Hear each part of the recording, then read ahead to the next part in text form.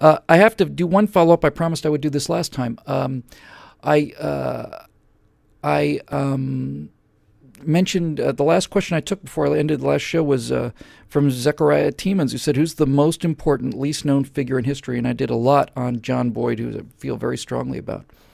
But there was another person I mentioned in passing, and I want to mention him briefly. I don't know nearly enough about him to be able to go into anything like that kind of detail, nor do I have time.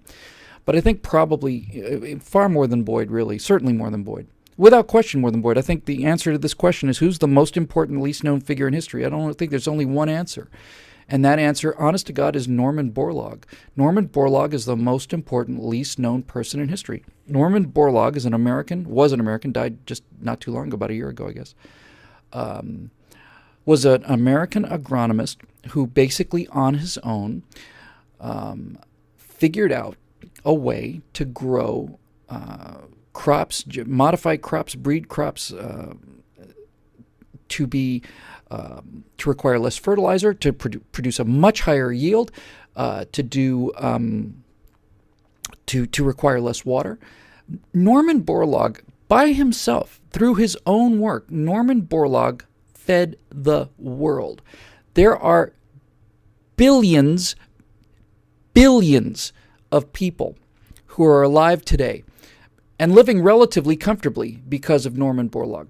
And as a matter of fact, I keep Norman Borlaug in my back pocket for when people really start coming down about America and about how bloodthirsty we are and militaristic we are and so on. First, I lay out the whole thing about, hey, we didn't start Korea, we didn't start Vietnam, we didn't start World War II, we didn't start World War I, we didn't start any of this stuff.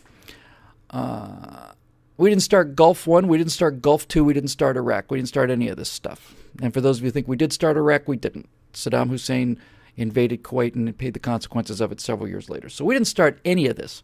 We ended it, though.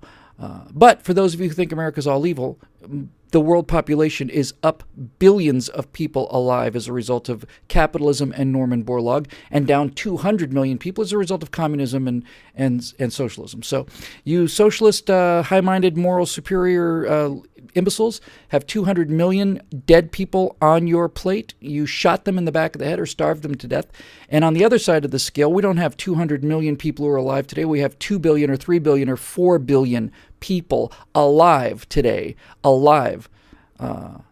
because of this American who worked so hard and so quietly and never, to my knowledge, certainly didn't strike me as having died rich or even particularly famous. So there's your answer, Mr. Tiemens, Z. Tiemens. Norman Borlaug goes with it in a cakewalk, in my opinion.